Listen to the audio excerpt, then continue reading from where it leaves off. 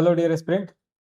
चलिए आज जो है बस्तर के इतिहास डॉक्टर राम कुमार बिहार जी की किताब से जो है हम पढ़ाई कर रहे हैं। बहुत ही इंपॉर्टेंट किताब है। यकीन मानिएगा इससे पीएससी सीजीपीएससी भी जो होने वाला है उसमें यहाँ से क्वेश्चन देखने को मिलेगा, एकदम देखने को ही मिलेगा, आप देख लेना। क्योंकि ये बुक को पढ़ने के बाद मेरे को बहुत सारे ऐसे फैक्ट पता चला है जो बहुत सारी किताब में अभी भी नहीं है। ठीक है, तो आप मेरे साथ बने रहे, अब पूरा वीडियो को देखिएगा, आपको यकीन हो जाएगा वाकई में कितना इंपॉर्टेंट बुक है, इस बुक की महत्ता क्या है, जो आपकी परीक्षा के लिए बहुत ही ज्यादा लाभदायक है। तो पूरा वीडियो को देखिएगा और जो भी चीज नया फैक्ट आपको मिलता है उसको कमेंट में आप जो है लिखते जाइए, ताकि आप जो है वीडियो देखने के बाद उसको अपने नोट में, है ना, नोट डाउन कर सके। इसलिए कमेंट में लिखते जाइए क्या क्या नया फैक्ट आपको पता चला, उससे भी मेरे को भी जानकारी होगा कि ये फैक्ट आपके लिए नया था, और साथ ही आपके लिए भी हेल्पफुल रहेगा कि नोट्स बनाने में। ठीक है, तो चलिए मेरे साथ बने रहें। साथ ही हमारे टेलीग्राम से जरूर जुड़ जाए, हमारे जो मोबाइल एप्लीकेशन है उसको भी डाउनलोड कर ले आप। ठीक है, चलिए स्टार्ट करते हैं क्लास को, ज्यादा समय नहीं गंवाते हैं। हाँ, तो आज हम पढ़ेंगे अध्याय 2 और अध्याय 3, दो अध्याय का अध्ययन करेंगे। आज हमने पिछला क्लास में जो है अध्याय 1 को पढ़ा था और हमको एक ब्रीफ इंट्रोडक्शन इंट्रोडक्शन देखा था कि इस चैप्टर में हमको क्या क्या पढ़ना था। ठीक है, तो आज जो है अध्याय 2 पढ़ेंगे, बस्तर का नल वंश। तो बस्तर के नल वंश में आपको बहुत सारे जो ऐसे फैक्ट है वो पता चलेंगे जिसको आप पहली बार पढ़ रहे हैं। ठीक है, तो बस्तर अंचल के उत्तर में दक्षिण कोसल, याद रखिएगा, बस्तर अंचल के उत्तर में दक्षिण कोसल तथा दक्षिण में आंध्र वेंगी प्रदेश था।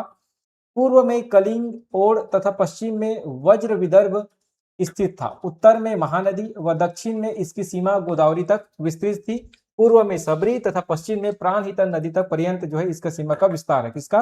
बस्तर का। इसको ध्यान रखिएगा। बस्तर के मध्य भाग में बैलाडीला पर्वतमाला है, इस अंचल के सर्वाधिक ऊंचे शिखर से युक्त है।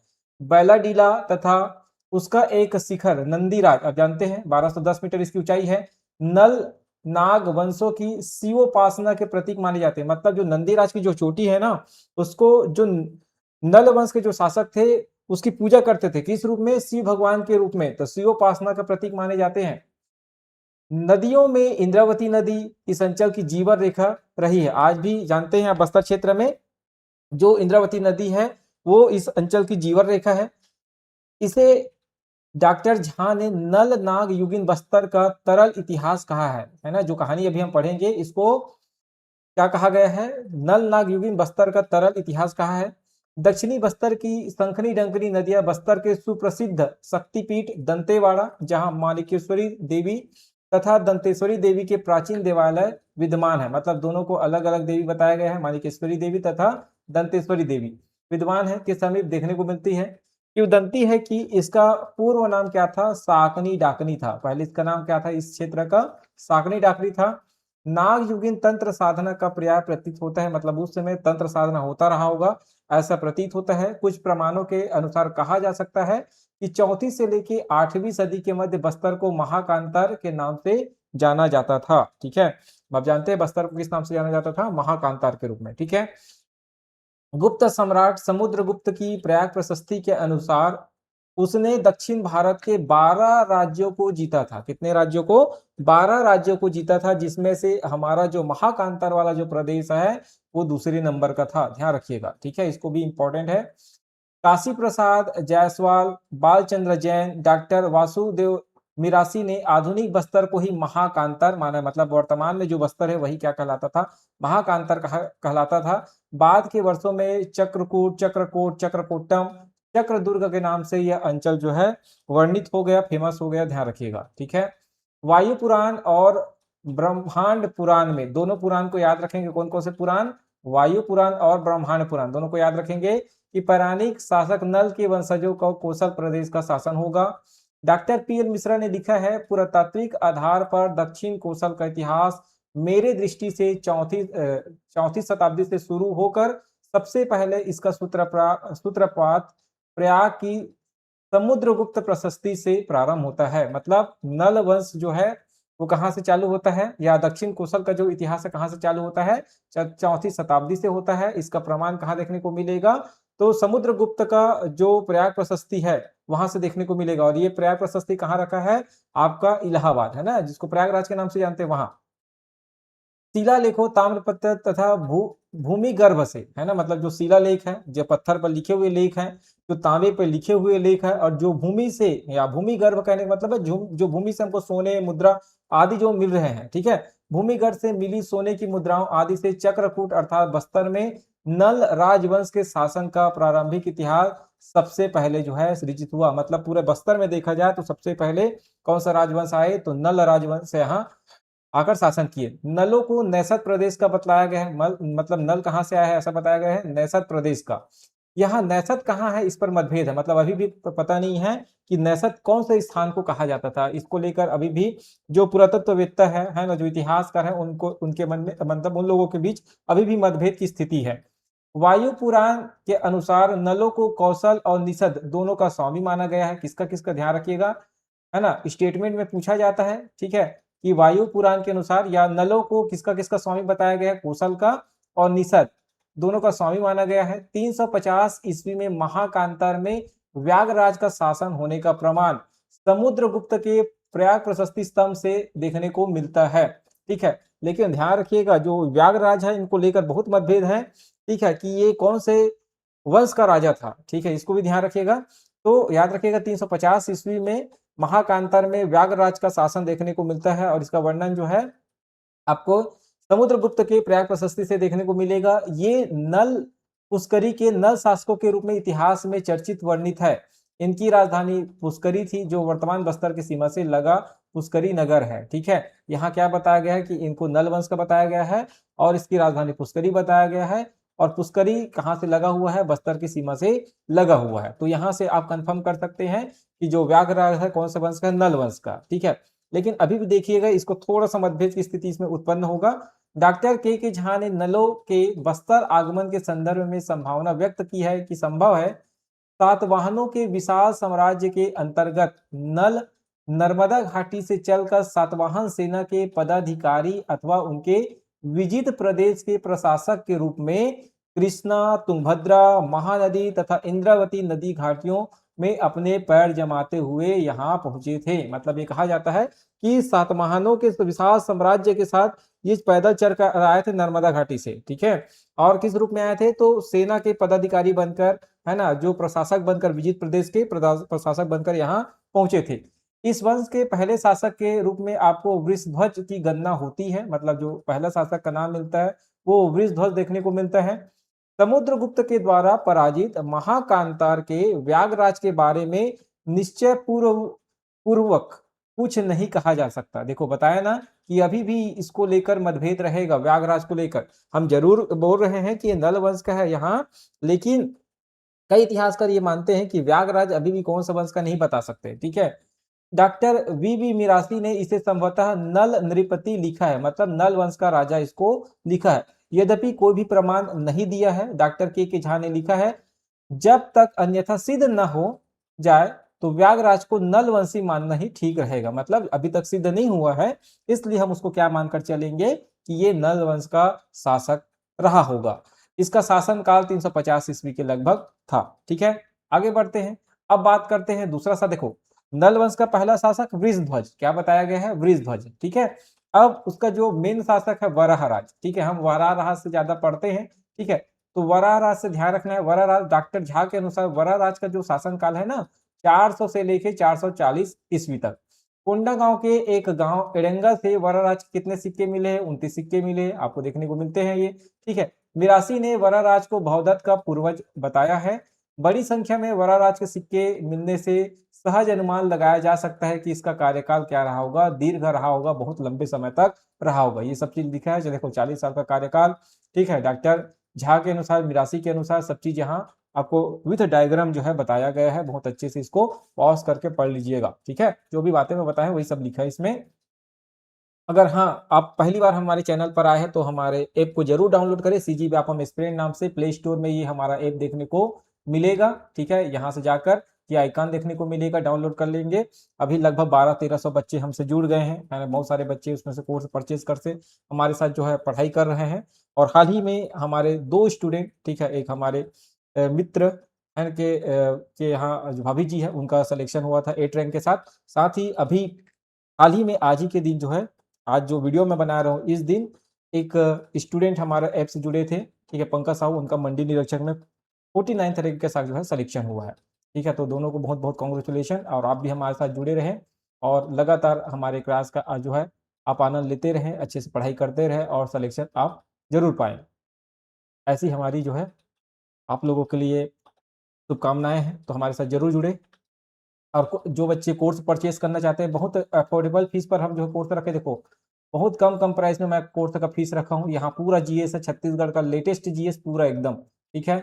यहाँ ये सेपरेट है, ठीक है, सेपरेट पंचायती राज का, हिंदी का, ठीक है। देखो, पीएससी प्री का मैं जो शुरुआती जब ऐप जो है बनवाया था, उस समय सब बच्चों को 25 रुपीज़ में दिया हुआ था, तो ये तो खैर बंद हो गया है ना। मैथ्स वैलिडिटी मंडी तक था, ये कंप्लीट हो चुका है, ठीक है।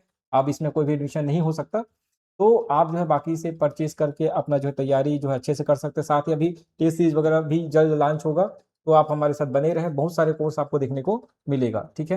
चलिए आगे बढ़ते हैं, अब बात करते हैं भवदत्त वर्मा के बारे में। तो नल वंश के शासकों में उपलब्धियों की दृष्टि से भवदत्त वर्मा प्रथम स्थान पर रहे हैं। रिद्धिपुर ताम्रपत्र में इसे भवदत्त वर्मा लिखा है, यह प्राकृत रूप है। कोड़ागढ़ शिलालेख में स्कंद वर्मा के पिता के रूप में भवदत्त वर्मा के नाम का उल्लेख देखने को मिलेगा, ठीक है। किसके? तो पुरागढ़ अभिलेख शिलालेख किसका है? तो ध्यान रखिएगा, स्कंद वर्मा। और इसी स्कंद वर्मा के शिलालेख में क्या देखने को मिलता है? भवदत्त वर्मा का नाम देखने को मिलता है, ठीक है, मतलब उनके पिता के रूप में। भवदत्त वर्मा के कार्यकाल के संबंध में श्री राम नेमा जो इतिहासकार है, उन्होंने सन 440 से लेकर 465 ईस्वी तक जो है शासनकाल अनुमानित किया है, जो सही प्रतीत होता है। भवदत्त महत्वाकांक्षी, विजिगीषु, स्वप्न दृष्टा तथा अपने वंश की प्रतिष्ठा, शक्ति तथा प्रभाव की वृद्धि के लिए अथक प्रयास किया होगा। भवदत्त वर्मा के पिता का नाम कहीं नहीं मिलता, ध्यान रखिएगा, इनके पिता का नाम कहीं नहीं मिलता। उसका साम्राज्य कहाँ से आया, कहाँ तक फैला, ये भी जानकारी नहीं है। यह भी निश्चित रूप से नहीं कहा जा सकता, संभावना बनती कि वह वरा राज का पुत्र था। ये मान के चलते हैं कि जो भवदत्त वर्मा है वो किसका पुत्र था? वरा राज का। डॉक्टर पीएल मिश्रा ने लिखा है कि महाराज भवदत्त वर्मन निश्चित ही महाप्रतापी रहे होंगे।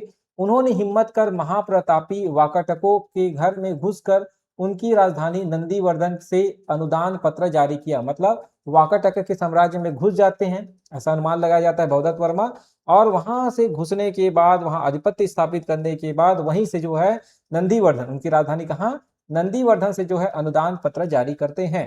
श्री राम गोयल अनुमान लगाते हैं कि नलों के इस अभियान में गुप्तों ने उन्हें सहायता मिली हो। किससे? गुप्तों से। क्यों मिली हो? क्योंकि वाकाटक के ऊपर गुप्त भी कहा कर रहे थे, आक्रमण कर रहे थे, और नल भी आक्रमण कर रहे थे। तो भाई दोनों एक ही वंश के ऊपर आक्रमण कर रहे थे, तो हो सकता है दोनों के बीच क्या बन गई हो? मित्रता बन गई हो, ठीक है। तो इस अभियान में गुप्तों से उन्होंने सहायता मिली हो। वाकाटकों पर पश्चिम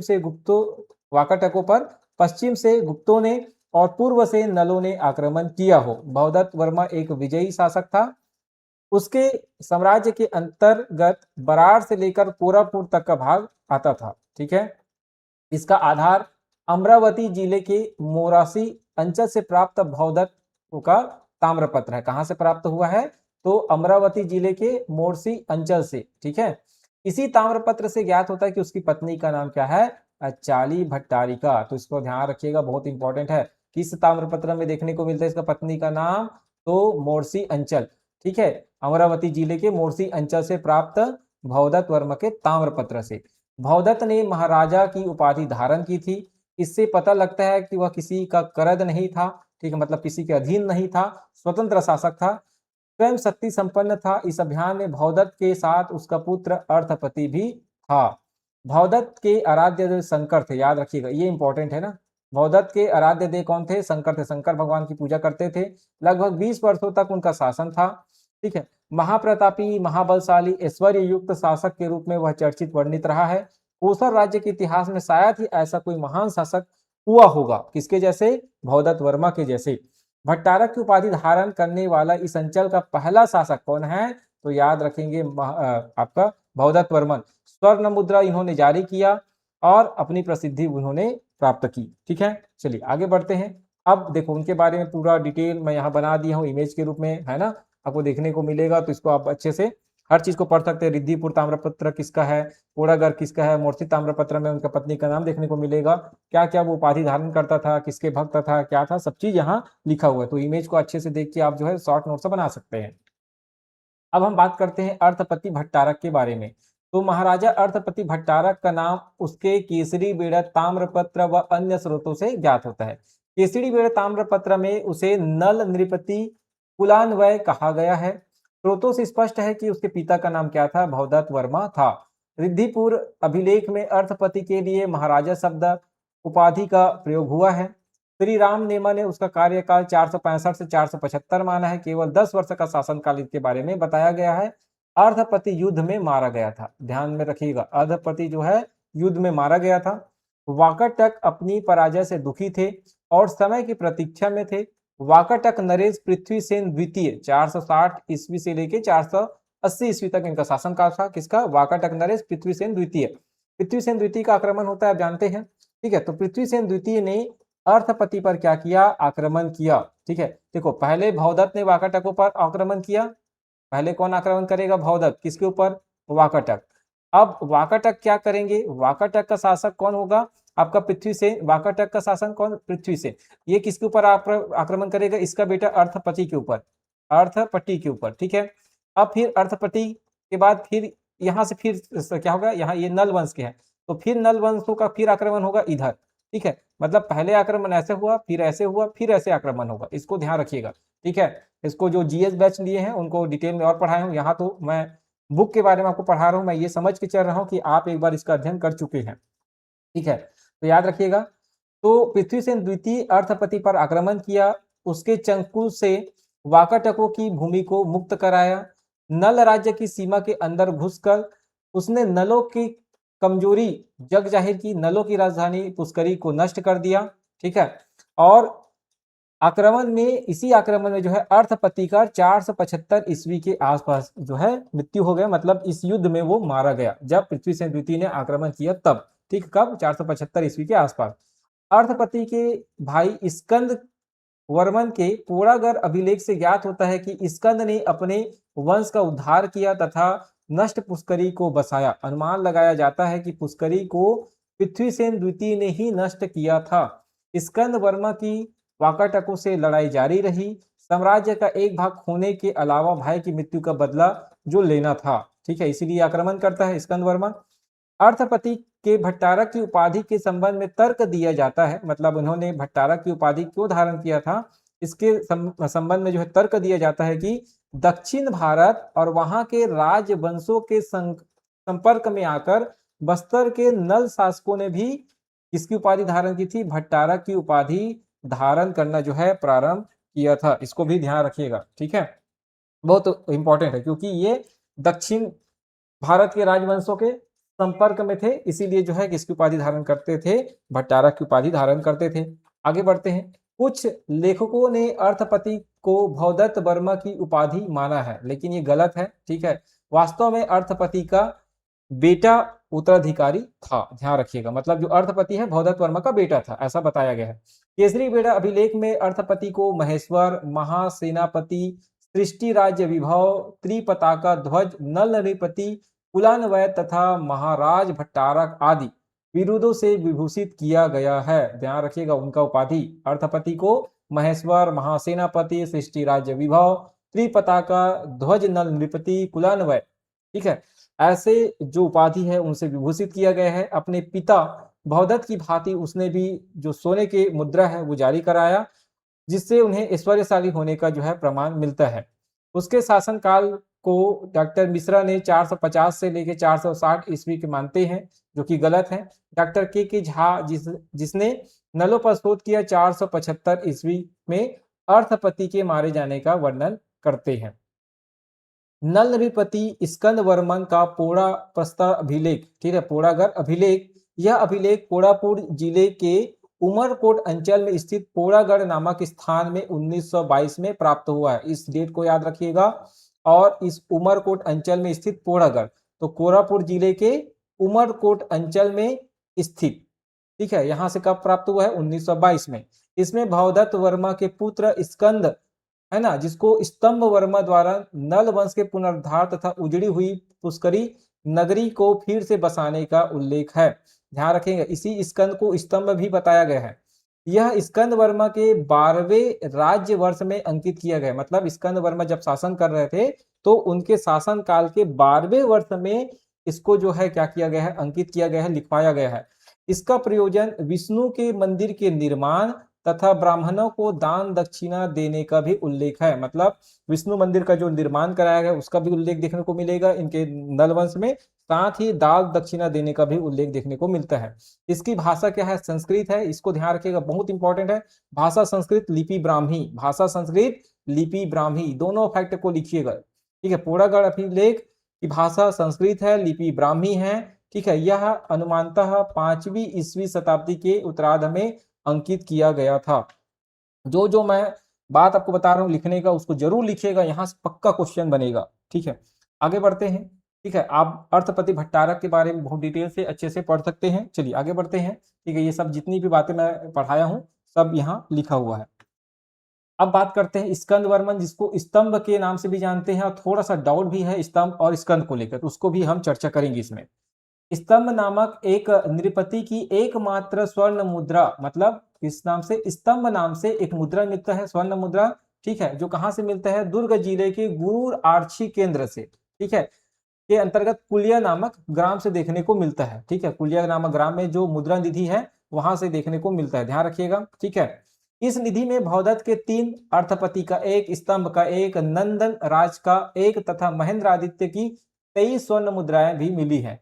इनमें से महेंद्र आदित्य, भौदत्त तथा अर्थपति के नाम तो इतिहास में ज्ञात है, किंतु नंदन और स्तंभ आज भी अज्ञात थे। ठीक है, स्तंभ नामधारी एक राजकुमार राष्ट्रकूट वंश में 8वीं सदी में हुआ था, किंतु उपयुक्त मुद्रा वाले स्तंभ से उसकी अभिन्नता कठिन है, क्योंकि लिपि शास्त्री चिन्ह आदि मान्यताओं में वह नहीं ठहरता। राष्ट्रकूटों की कोई मुद्रा अभी तक प्राप्त नहीं हुई है जिससे उसकी तुलना की जा सके। मतलब एक नाम स्तंभ कहाँ देखने को मिलता है, राष्ट्रकूट वंश में, लेकिन राष्ट्रकूट वंश के जो शासक थे उनका मुद्रा यहाँ से प्राप्त नहीं हुआ है, तो अभी तक तुलना नहीं की जा सकी है, ध्यान रखिएगा। राष्ट्रकूट कुमार स्तंभ सुदूर गंगवाड़ी कर्नाटक का राज्यपाल था। ठीक है, जो कौन था, राष्ट्रकूट वंश का जो स्तंभ है, ठीक है, स्तंभ नाम का जो शासक है वो गंगवाड़ी कर्नाटक का राज्यपाल था। किसी अन्य स्तंभ नामधारी राज्य से भी उपयुक्त मुद्रा वाले स्तंभ का पहचान संभव नहीं है।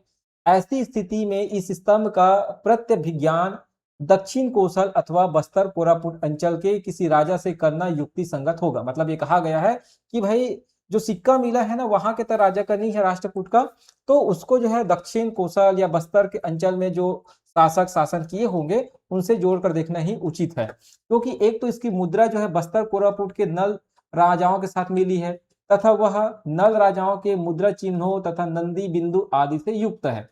अनुमान किया जा सकता है कि पोड़ागढ़ प्रशस्ति में उल्लिखित नृपति, जिसके नाम का अंश जो है घिस जाने से ठीक से नहीं पढ़ा जा सकता है, जिसे मात्र अनुमान के आधार पर स्कंद मान लिया गया है, वो स्कंद न होकर क्या होगा, स्तंभ होना चाहिए।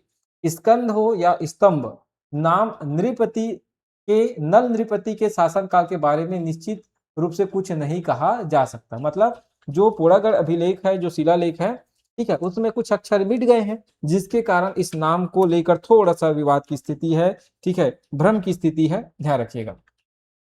उसके साम्राज्य के विस्तार के बारे में, मतलब स्तंभ राज के या स्कंद वर्मन के साम्राज्य विस्तार के बारे में अनुमान लगाया जा सकता है कि बस्तर कोरापुट अंचल से लेकर दक्षिण कोसल के क्षेत्र में अपना आधिपत्य रखा हो। पोड़ागढ़ प्रशस्ति में स्कंद वर्मा को नल नृपति भौदत्त वर्मा का पुत्र बताया गया है। ठीक है, अब याद रखिएगा किसका पुत्र बताया गया है, तो भौदत्त वर्मा, जो अर्थपति है और जो स्कंद वर्मा है, दोनों भाई थे। भौदत्त वर्मा इसके पिता थे। इस अभिलेख से यह भी पता चलता है कि स्तंभ ने शत्रुओं के आक्रमणों से भ्रष्ट अपने राज्य का पुनरुद्धार किया तथा अपने वंश की प्रतिष्ठा को पुनर्जीवित किया। इसने शून्य अथवा नष्ट कर दी गई, मतलब जिसकी राजधानी पूरी तरह से नष्ट हो गई है उसको फिर से बनाना, मतलब शून्य से ही शिखर खड़ा करना, तो शून्य अथवा नष्ट कर दी गई थी। नगरी को अपने माता पिता की पुण्य वृद्धि के लिए पुनः बसाया। इसने अपने पराक्रम से शत्रुओं को दूर भगा दिया। डॉक्टर रामकुमार बेहार ने स्कंद वर्मा की प्रशंसा करते हुए लिखते हैं, स्कंद वर्मा ने न केवल अपने राज्य को बनाए रखा वरन शत्रुओं पर भी विजय प्राप्त की। एक बार राज्य खोकर पुनः प्राप्त करना इतना कठिन कार्य होता है। स्कंद वर्मा ने नलों के खोए राज्य को वाकाटकों से पुनः प्राप्त कर प्रसिद्धि पाई है। ठीक है, यही उसकी बहुत बड़ी उपलब्धि है कि एक पूरा नष्ट भ्रष्ट राज्य को आप फिर से खड़ा कर, कितनी बड़ी बात है। ठीक है, पोड़ागढ़ शिलालेख नलों का यह पहला शिलालेख है, याद रखिएगा, पोड़ागढ़ शिलालेख नलों का पहला शिलालेख है। इसके द्वारा नलों से संबंधित ढेर सारी जानकारियां जो है देखने को मिलती है। विजयी थे, विजयी हैं और विजयी रहेगा, याद रखिएगा, पोड़ागढ़ अभिलेख में इसी पंक्ति से शुरुआत होता है, विजयी थे, विजयी हैं और विजयी रहेगा। इन पंक्तियों के साथ पोड़ागढ़ शिलालेख का प्रारंभ होता है। स्कंद वर्मा की दृढ़ इच्छा शक्ति के रूप में इसे देखा जाता है। भाई इतनी बड़ी बात लिखना कि विजयी थे, विजयी हैं और विजयी रहेंगे, बहुत बड़ी बात है अपने आप में कहना। ठीक है, क्योंकि भविष्य को कोई नहीं देखा है, फिर भी इतनी बड़ी बात लिख रहा है, मतलब इनकी दृढ़ शक्ति कितना मजबूत था, इसको आप जान सकते हैं। ठीक है, जैसे आप परीक्षा देते हैं तो आपके अंदर भी, चलो इस एग्जाम में नहीं हुआ तो अगले एग्जाम में हमारा सिलेक्शन होगा, इस भाव से लगे रहना ही आपकी दृढ़ इच्छा शक्ति को बताता है। इसी लेख से ज्ञात होता है कि वह भवदत्त वर्मा का पुत्र है। नलों का शैव संप्रदाय के स्थान पर पुनः वैष्णव संप्रदाय का होना इसी से ज्ञात होता है। पहले कौन सा संप्रदाय? शैव संप्रदाय। नल पहले किसको मानते थे? शिव भगवान को, अब विष्णु जी को, तो वैष्णव संप्रदाय का होना इसी से ज्ञात होता है। क्योंकि आप जानते हैं ना, भवदत्त किसका पूजा करते थे? शंकर भगवान का। ठीक है, किसका? शंकर भगवान का। ठीक है, बहुत इंपॉर्टेंट है। चलिए, तो ये स्कंद वर्मा के बारे में आप बहुत अच्छे से जान सकते हैं। अब जो है नल वंश के बाद, मतलब नल वंशी जो पश्चात है, मतलब जो अभी राजा जितना पढ़े उसके बाद कौन कौन और राजा हुआ, जो प्रमुख राजा जिनके बारे में पढ़ लिए, उसके बाद कुछ राजा देखने को मिलते हैं, तो जिसको बोलते हैं पश्चातवर्ती नल वंश के राजा।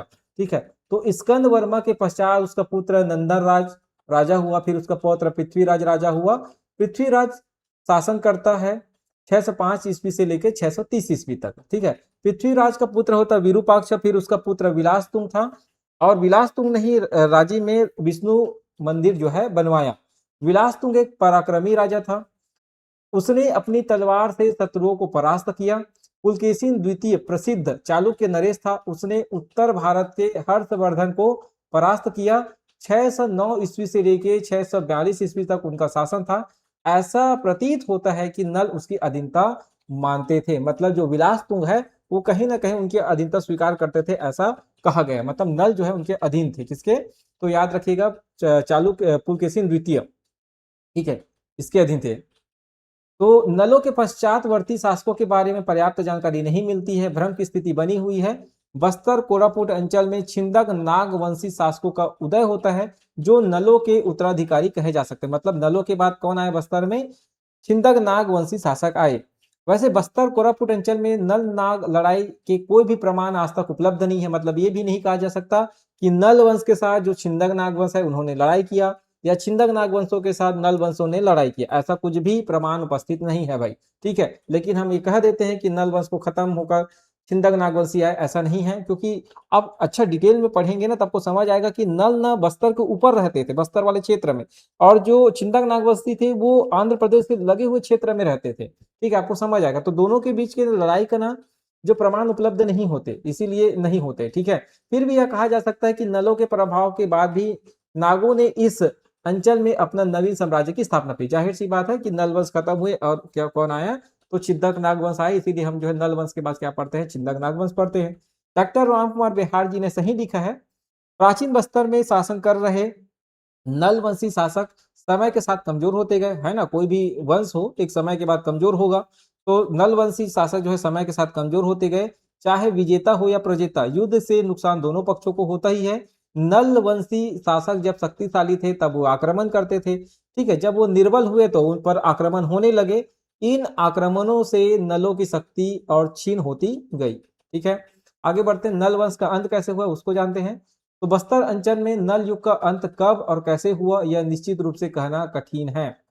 बस्तर अंचल में ऐसे ऐसे ऐतिहासिक स्थल है जहां विधिवत उत्खनन से नलों के शासन के अंतिम छोर का पता चल सकेगा, है ना। अब जैसे जैसे खुदाई होगा तो नलों के अंतिम कैसे हुआ, नल वंश कैसे समाप्त हुआ, इसका पता चल सकेगा। जैसे स्थल की बात करें, गढ़ धनौरा की खुदाई होना है, एड़का, केसरपाल, बारसूर, पुरुषपाल ऐसे जैसे स्थानों में ध्वंतावशेष तथा मूर्ति शिल्प नलकालीन प्रतीत होते हैं।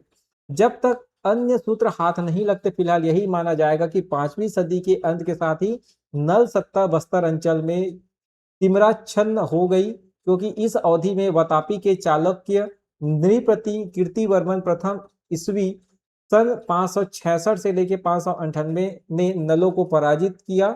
हाँ ठीक है। उपयुक्त अभिलेख में कीर्तिवर्मन को नल मौर्य कदम्ब के लिए कालरात्रि कहा गया है। नाम क्रम में नल का नाम प्रथम आना इस बात का घोतक है कि नल कीर्तिवर्मन के प्रबलतम शत्रुओं में से एक थे। वे बस्तर कोरापुट अंचल के काफी बड़े भूभाग के शासक थे। कौन? नल। ठीक है। इसी अभिलेख में यह कहा गया है कि कीर्तिवर्मन ने नलों के निलय अर्थात राज्य को नष्ट कर दिया। नलों को चालुक्यों का परंपरागत शत्रु निरूपित किया गया। मतलब ये भी माना जाता है कि जो कीर्तिवर्मन है उन्होंने ही किसको खत्म किया? नल वंश को खत्म किया। ठीक है भाई, ये लिखा हुआ है बुक में, याद रखिएगा, बहुत इंपॉर्टेंट है। चलिए, तो बस्तर के छिंदक नागवंश इतिहास और उत्पत्ति को पढ़ते हैं कि बस्तर के छिंदक नागवंश कैसे आए उसको जानते हैं। ठीक है, थोड़ा सा क्लास बचा है, पूरा देखिएगा, बहुत ही इंपॉर्टेंट है। आगे बढ़ते हैं। तो अध्याय 3 में पढ़ेंगे बस्तर में नागवंश का शासन।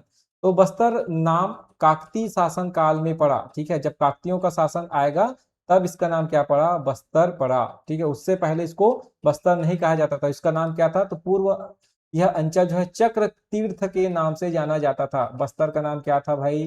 चक्र तीर्थ। बहुत इंपॉर्टेंट, इसमें क्वेश्चन पूछाएगा तो आप लोग नहीं पढ़े होंगे वो तो नहीं बना सकते इसको।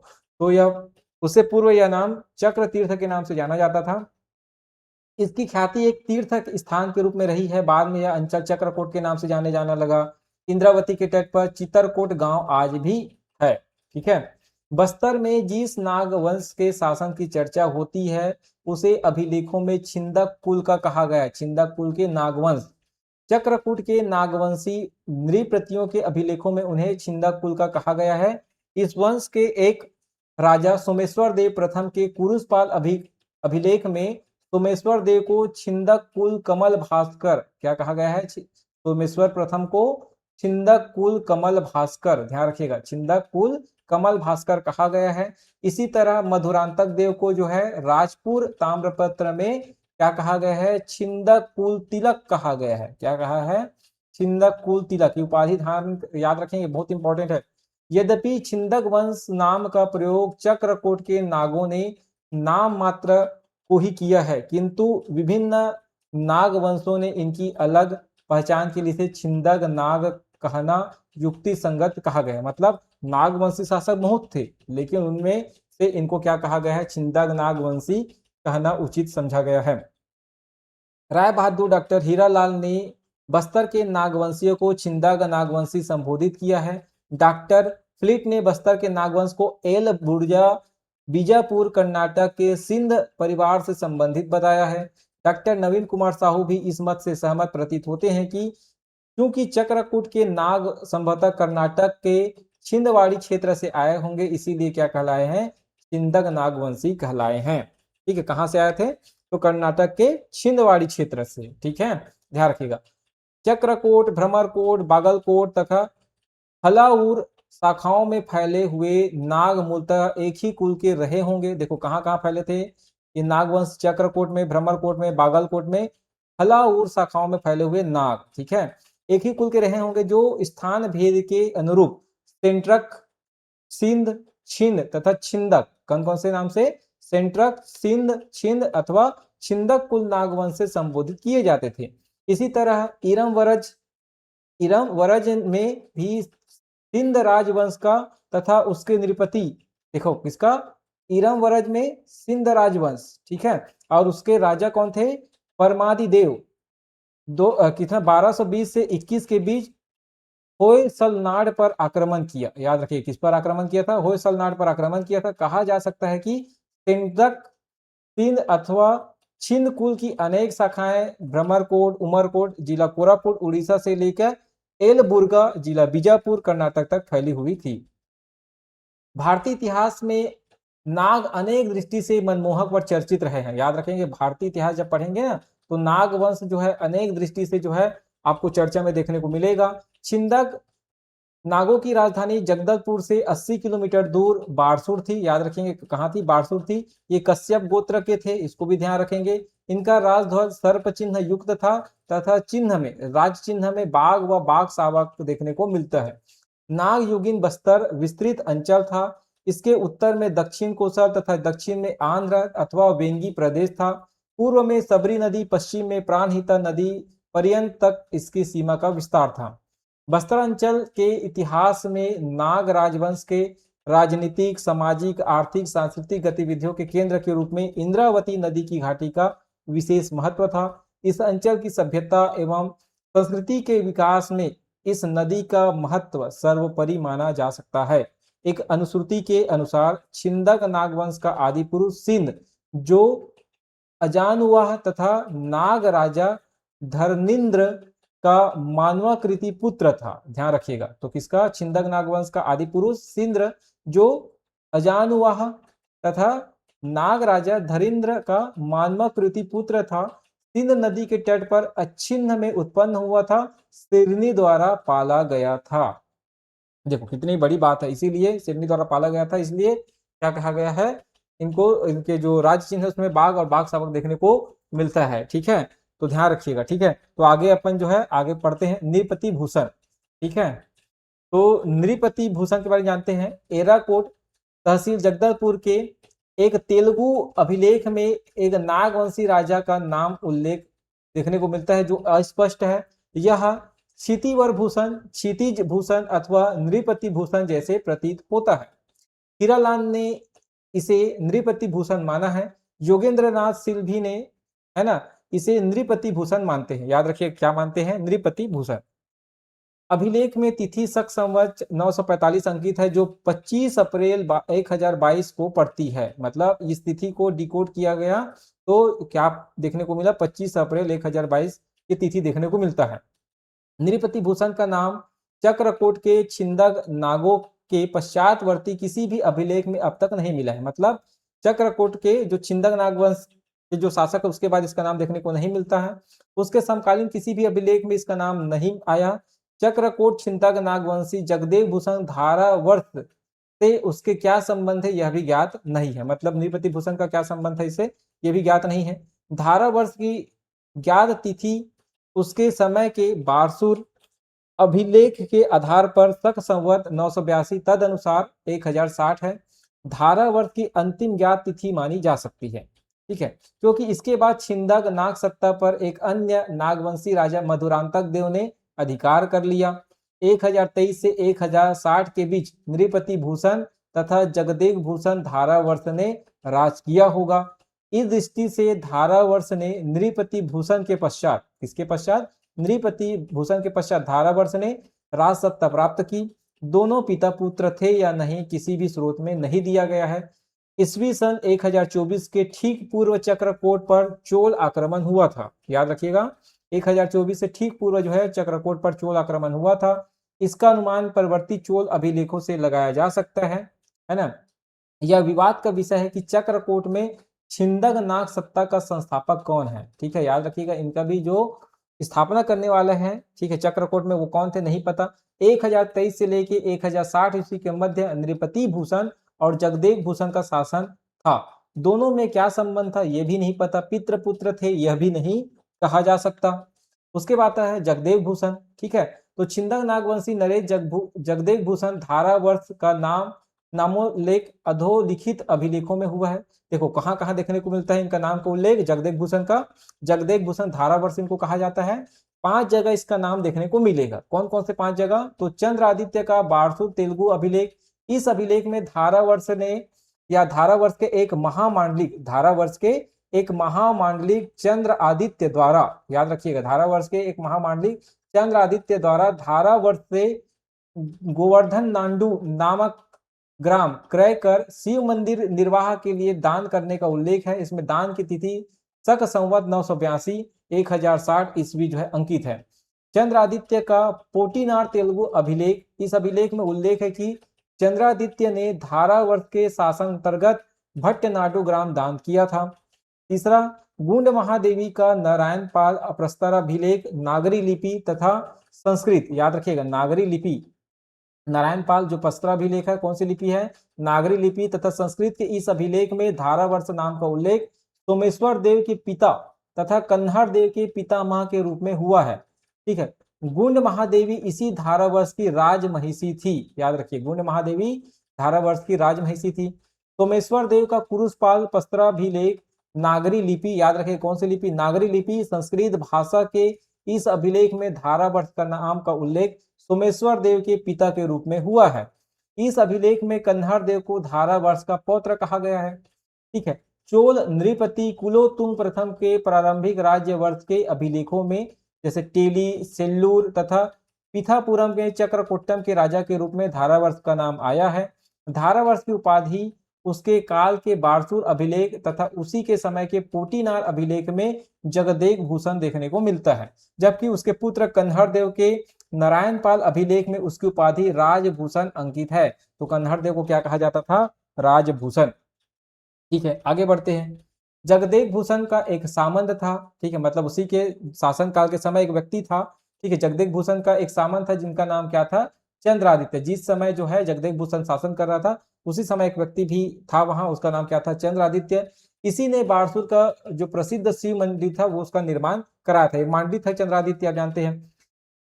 इससे निष्कर्ष निकलता है कि धारावर्ष के शासन काल की समाप्ति 1060 ईस्वी में हुई हो गई, क्योंकि इस तिथि के पश्चात किसी शिला में लेख में झारावर्ष के नाम का उल्लेख देखने को नहीं मिलता है। ठीक है, अब बात करते हैं मधुरांतक देव के बारे में। 1065 से लेके 1069 ईस्वी के बीच का शासनकाल के बारे में। बस्तर के छिंदक नागों में एक अन्य शाखा जिसका लांछन धनु व्याघ्र तथा ध्वज कमल कदली था के एक नृपति मधुरांतक देव नाम का उल्लेख दो अभिलेखों में देखने को मिलता है। कौन कौन से दो अभिलेख है, मधुरांतक देव का राजपुर जो जगदलपुर है, ताम्रपत्र शक 987 अर्थात 1065 ईस्वी का, और सोमेश्वर देव का कुरुषपाल अभिलेख में लिपि नागरी भाषा संस्कृत तिथि अज्ञात है, अभिलेख में उल्लेख देखने को मिलता है। ठीक है, और सोमेश्वर देव ने एक युद्ध में मधुरांतक देव का वध किया था। मधुरांतक देव के राजपुर ताम्रपत्र में उसके वंश को भ्रमरकोट का राजवंश कहा गया है। ठीक है, मतलब अब देखो मधुरांतक देव को कहाँ का बताया गया है, भ्रमरकोट का राजवंश का कहा गया है। ठीक है, यथा याव तिष्ठित मैदिनी यावतु भ्रमरकोट्य राजवंश तव तुच्छु रिकर मेदी पुटस्य पुत्र पौत्री शासनम फलु नुअम। इससे भी ज्ञात होता है कि मधुरांतक का कुल भ्रमरकोट्य का शासक था। अब देखो संस्कृत में लिखा है, जो भी था मैं पढ़ दिया। ठीक है, जो भी लिखा होगा आप समझ लीजिएगा, बट ये कहा गया है कि मधुरांतक का कुल भ्रमरकोट का शासक था। ठीक है, कहाँ का, भ्रमरकोट का। डॉक्टर राय बहादुर हीरालाल ने राजपुर ताम्रपत्र का संपादन करते हुए अपना विचार व्यक्त किया है। संभवतः मधुरांतक देव कोई स्वतंत्र शासक नहीं था, बल्कि एक क्या था, मांडलिक था। ठीक है, यद्यपि उसकी विरुदावली में उसे भोगवती पुरेश्वर कहा गया है। क्या कहा गया है, मधुरांतक देव को भोगवती पुरेश्वर कहा गया है, किंतु इसके नाम के साथ कोई ऐसी उपाधि जिसकी उसकी स्वतंत्र सत्ता का बोध हो, मतलब बोध हो, उल्लेखित नहीं है। मतलब उसको भोगवती पुरेश्वर तो कहा गया है, ठीक है, लेकिन अलग कोई भी उपाधि देखने को नहीं मिलता। जैसे राजा, महाराजा, महाराजा धीराज, राजा धीराज जैसी उपाधियां चक्रकूट के छिंदक राजाओं के साथ उसके विभिन्न अभिलेखों में उल्लेखित है। चक्रकूटाधीश्वर रानम अथवा परम भट्टारक जैसी उपाधियां भी उनके नाम के साथ कहीं कहीं मिलती है, जिससे उनकी स्वतंत्र राजनीतिक स्थिति का बोध होता है, किंतु मधुरांतक देव के नाम के साथ ऐसा कोई भी देखने को नहीं मिलता है। मतलब ऐसा उपाधि मधुरांतक देव के साथ देखने को नहीं मिलता है। राय बहादुर ने इस ओर ध्यान आकर्षित किया है। ताम्रपत्र शासन के विरुद्ध नहीं मिलता है। द्वितीय पटल की 25वीं पंक्ति में मधुरांतक के वंश को भ्रमरकोट्य राजवंश तक ही सीमित था। इसी ताम्रपत्र शासन के प्रथम पटल 15वीं पंक्ति में भ्रमरकोट को मंडल कहा गया है। क्या कहा गया, भ्रमरकोट को मंडल कहा गया है। उपयुक्त स्थिति में यह माना जा सकता है कि चक्रकूट के छिंदक नागों की मूल शाखा के एक मांडलिक के रूप में, किसके, छिंदक नाग वंशों के मूल शाखा के एक मांडलिक के रूप में उसी कुल का एक सदस्य जिसका नाम मधुरांतक देव था, भ्रमरकोट मंडल में शासनरत था। ठीक है, यदि मधुरांतक देव को चक्रकूट के छिंदक नागों का एक मांडलिक मान भी लिया जाए तो भी यह प्रतीत होता है कि वह राजकुल से संबंधित महत्वपूर्ण व्यक्ति रहा होगा। उसके राजपूत ताम्रपत्र उसके विरुद्ध में उल्लिखित तुरपति बुगुर्त दुर्भी सूर्य स्वर तर सितारी चक्र चीर लब्ध जोयते अर्थात मधुरांतक द्वारा इंद्र से छीनी गई दुर्दुर्भी और तूर्य के नाद से उसके मधुरांतक देव के शत्रुओं का मंडल भयभीत हो जाता है, जो दीर्घ काल से अर्जित विजयों से विभूषित है। वाक्यांश इस ओर संकेत करता है कि 1065 ईस्वी के पूर्व अनेक वर्षों तक अनेक युद्ध हुए। ये युद्ध छिंदक नागों के राज्य विस्तार के क्रम में कोरापुट कालाहंडी क्षेत्र में, जहां मधुरांतक ने अपने राज्य जो है अर्जित किया होगा, लड़ाई लड़े होंगे। अनुमान लगाया जा सकता है कि उस समय संचल में दक्षिण कोसल के सोमवंशियों का राज्य रहा होगा। ठीक है, जिस समय लड़ाई लड़ रहे थे मधुरांतक देव, उस समय दक्षिण कोसल में सोमवंशियों का राज्य रहा होगा। सोमेश्वर देव के कुरुषपाल अभिलेख में उल्लेखित है, निहत्य वीरो मधुरांतक नृप महावलस्तम मधुरार भिरने तदादित्यत्व नृपति निवासुरा कुमार नारायण नामोपागतः, अर्थात जिस प्रकार नारायण ने मधु अतः अन्य दैत्यों का वध किया, उसी तरह सोमेश्वर देव ने युद्ध में महाबली मधुरांतक देव का वध कर दिया। अन्य राजाओं को विपत्ति में डालकर कुमार नारायण बन गए। सोमेश्वर प्रथम द्वारा मार डाला गया मधुरांतक बस्तर के इतिहास में महत्वपूर्ण स्थान रखता है। देखो भाई, इतना बड़ा बड़ा लाइन लिखा है संस्कृत में। ठीक है, मतलब कितना शक्तिशाली था सोमेश्वर देव और मधुरांतक देव को कैसे हत्या करते उसके बारे में बताया गया है। मतलब मधुरांतक देव भी बहुत शक्तिशाली शासक थे। यद्यपि वह नागों के मूल शाखा से पृथक था। भ्रमरकोट मंडल का वह अधिपति था। मधुरांतक देव 1060 ईस्वी में उसका शासन प्रारंभ होता है। मधुरांतक ने नाग साम्राज्य को विकसित करने के लिए 1065 ईस्वी से पूर्व अनेक युद्ध किए। युद्ध कोरापुट कालाहंडी क्षेत्र में हुए रहे, है ना, हुए थे कालाहंडी क्षेत्र में। 1069 ईस्वी तक मधुरांतक देव का बस्तर में शासन था। सोमेश्वर की पिता की हत्या कर मधुरांतक ने, है ना, सोमेश्वर के पिता की हत्या कर मधुरांतक ने राज्य प्राप्त किया था। सोमेश्वर ने मधुरांतक की हत्या कर राज्य को पुनः प्राप्त कर लिया। मधुरांतक का 9 वर्षीय शासन का अधिकांश काल जो है युद्ध में ही व्यतीत हुआ था। ठीक है, तो आज के लिए बस इतना ही। बहुत बड़ा क्लास था। ठीक है, और बहुत सारी चीज आपको जानकारी मिली होगी। उम्मीद करता हूँ जो जो बातें आपको नया लगा उसको जरूर कमेंट में लिखिएगा, ताकि आप नोट्स बना सके और मुझे भी पता चल सके कि आपके लिए नया क्या था। ठीक है, मेरे साथ बने रहे। रोज इसी तरह के जो है हम ऑथेंटिक बुक से जो है आपकी पढ़ाई को कंप्लीट कराएंगे। उम्मीद करता हूँ ये क्लास आपको पसंद आया होगा। अगर चैनल पर पहली बार आए हैं तो आपसे रिक्वेस्ट है, चैनल को जरूर सब्सक्राइब करें, वीडियो को शेयर करें, टेलीग्राम चैनल से जुड़े हमारे ऐप को जरूर डाउनलोड करें।